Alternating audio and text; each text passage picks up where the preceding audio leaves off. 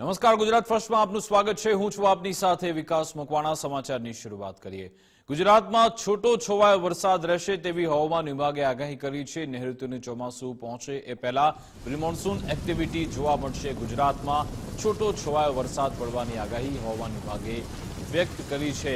હવામાન વિભાગ તરફથી કહેવામાં આવ્યું કે આગામી 6 દિવસ સુધી એટલે કે 8 જૂન સુધી છૂટો છવાયો વરસાદ ગુજરાતભરમાં રહેશે, જેમાં ઉત્તર ગુજરાત, સૌરાષ્ટ્ર અને દક્ષિણ ગુજરાતના કેટલાક ભાગમાં વરસાદ રહેશે. ગાજવીજ સાથે ભારે પવન સાથે હળવો વરસાદ પણ પડી શકે છે. અમદાવાદ અને ગાંધીનગરમાં પણ હળવા વરસાદની આગાહી. બનાસકાંઠા, સાબરકાંઠા, પાટણ, મહેસાણામાં વરસાદ આવી શકે. અરવલ્લી, મહીસાગર, દાહોદ, પંચમહાલ, અમદાવાદ, ગાંધીનગર, ખેડા, આણંદ, વડોદરા, છોટાઉદેપુર, ભરૂચ, નર્મદા, સુરત, તાપી, નવસારી, ડાંગ, વલસાડ, સુરેન્દ્રનગર, બોટાદ આ તમામ વિસ્તારોમાં વરસાદની આગાહી. आने वाला अगले 7 दिन का जो आज का फोरकास्ट है 2 जून से लेकर आपका 8 जून तक गुजरात रीजन में जो बारिश का स्थिति रहेगा, लाइट टू मॉडरेट रेन रहेगा. अगले 3 दिन तक स्कैटर्ड एरिया में रहेगी और उसके आगे जो आपका 5 जून से लेकर 8 जून आइसोलेटेड जगह में लाइट टू मॉडरेट रेन का संभावना है. और जो सौराष्ट्र कच्छ रीजन में इसे में हमारा लाइट टू मॉडरेट रेन का फोरकास्ट है. आइसोलेटेड जगह में मेनली साउदर्न डिस्ट्रिक्ट जो है उसमें आएगा. हमनगर, अमरेली, इस एरिया में जो एरिया आसपास डिस्ट्रिक्ट है इसमें आइसोलेटेड जगह में बारिश का पूर्वानुमान है, लाइट टू मॉडरेट. और आज का जो फोरकास्ट है गुजरात रीजन के लिए लाइट टू मॉडरेट रेन के साथ लाइट थंडरस्टॉर्म का भी वार्निंग है. 30-40 किलोमीटर प्रति घंटे में रहेगा, लाइटनिंग के साथ रहेगा. और जो उच्चतम तापमान है इसमें कोई आगे 7 दिन तक कोई बड़ा बदलाव नहीं है. अभी जो पवन का दिशा चल रहा है दक्षिण पश्चिम डायरेक्शन से पवन का दिशा है.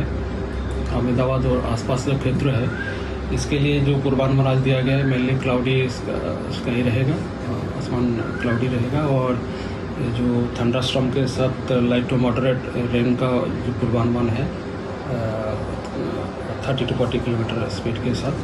और जो मैक्सिमम टेम्परेचर है 39 डिग्री सेंटीग्रेड के आसपास रहने का पूर्वानुमान है. सर अभी कोई सिस्टम अलर्ट? अभी आज के लिए अलर्ट जो हम लोग दिए हैं थंडरस्टॉर्म वार्निंग दिया है गुजरात रीजन के लेवल में. सौराष्ट्र कच्छ के लिए कोई वार्निंग नहीं है. सर बारिश होने का रीजन क्या है? तो सिस्टम में या अभी देखिए जो उनका डायरेक्शन है वो साउथ वेस्टर्ली डायरेक्शन में है और इसमें मॉइस्चर भी आ रहा है, थोड़ा हीटिंग भी है, इसके कारण वो बारिश का संभावना आज है. अहमदाबाद, गांधीनगर में हाँ, उसके लिए तो हम जो border light to moderate rain रहेगा, इसके साथ थंडरस्टॉर्म लाइटनिंग रहेगा. 30-40 किलोमीटर प्रति घंटा में विंड स्पीड रहेगा. सर मानसून को लेकर क्या स्थिति है अभी मानसून का आगे प्रोग्रेस के लिए कोई फोरकास्ट नहीं.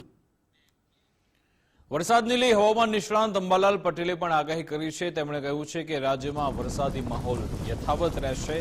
હવામાન નિષ્ણાંત અંબાલાલ પટેલ કહી રહ્યા છે કે પશ્ચિમી વિક્ષેપને કારણે રાજ્યમાં વરસાદી માહોલ રહેશે. 10 જૂનની આસપાસ ફરી એકવાર વરસાદી સિસ્ટમ એક્ટિવ થશે. 12 થી 14 જૂન વચ્ચે ગુજરાતમાં ચોમાસું આવશે. 18 જૂન સુધીમાં મોટાભાગના વિસ્તારમાં ચોમાસું સક્રિય થશે તેવું અંબાલાલ પટેલે આકલન કર્યું.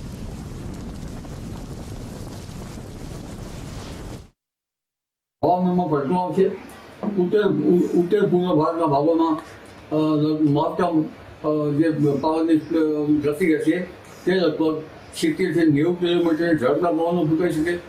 અને વરસાદ અંગે જોઈએ તો 20 મિલીમીટરથી કોઈ ભાગમાં લગભગ 90 થી 100 મિલીમીટર જેટલો વરસાદ થઈ શકે. પરંતુ આ પશ્ચિમી વિક્ષોભની અસર ગુજરાતના ભાગોમાં થશે, ખાસ કરીને પાટણ, ક્યાંક લગભગ જામનગરના થોડા ભાગો અને કચ્છના ભાગો, ઉત્તર ગુજરાતના ભાગો, સાબરકાંઠાના ભાગો, બનાસકાંઠાના ભાગો અને પૂર્વ ગુજરાતના ભાગોમાં આની અસર થવાની શક્યતા રહે છે.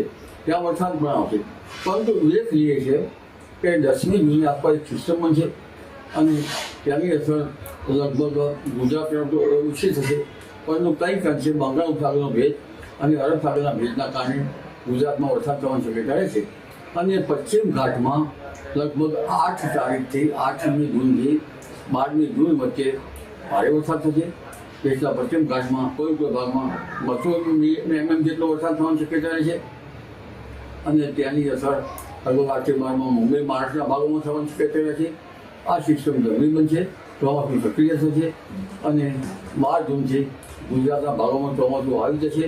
14 થી 16 જૂનમાં ગુજરાતના દક્ષિણ છેડે ચોમાસું આવી જવાની શક્યતા છે અને લગભગ 12 થી 16 કે 17 કે 18 જૂનમાં ગુજરાતના ઘણા ભાગોમાં વરસાદ થવાની શક્યતા છે. ખાસ કરીને દક્ષિણ ગુજરાતના ભાગો, દક્ષિણ સૌરાષ્ટ્રના ભાગો, વડોદરાના ભાગો, મધ્ય ગુજરાતના ભાગોમાં વરસાદ થવાની શક્યતા છે. તારીખ 18 જૂનમાં પણ બંગાળ ઉપસાગરની સિસ્ટમ બનશે, જેની અસરના કારણે પણ ગુજરાતના ઘણા ભાગોમાં સારો વરસાદ થવાની શક્યતા છે. 21, 22, 23 જૂનમાં ગુજરાતના ભાગમાં વરસાદ થવાની શક્યતા છે અને 24 થી 30 જૂનમાં ગુજરાત ઘણા ભાગમાં સારો વરસાદ થવાની શક્યતા છે. પણ એ ધાસ્તી છે કે જો ગુજરાત હેરિકેટર પિલ્લર નામની જીવાત પડે તો વરસાદમાં બ્રેક પણ લાગી શકે છે. જ્યાં આ ગુજરાત હેરિકેટર પિલ્લર દેખાય ત્યાં લગભગ 27 દિવસ જેવો વરસાદ થતો નથી અને થાય તો ઓછો છે. જી. વડોદરામાં આજે વરસાદી માહોલ જોવા મળ્યો હતો, જેમાં ડભોઈ પંથકમાં અચાનક વાતાવરણમાં પલટો આવ્યો અને પછી વરસાદની શરૂઆત થઈ હતી. વડોદરામાં ડભોઈ પંથકમાં ધીમી ધારે વરસાદની શરૂઆત થઈ હતી. વરસાદ આવતા વાતાવરણમાં ઠંડક પણ પ્રસરી હતી. હવામાન વિભાગે વરસાદની આગાહી કરી છે, તેને અનુસંધાને વડોદરામાં ડભોઈ પંથકમાં આજે વરસાદી માહોલ જોવા મળ્યો હતો. ઝરમર વરસાદની શરૂઆત થતા વાતાવરણમાં ઠંડક પ્રસરી હતી. એક માવઠું અહીંયા આવ્યું હતું, ત્યારબાદ વરસાદી માહોલ છવાયો, જો કે ત્યારબાદ વરસાદે વિરામ લીધો હતો.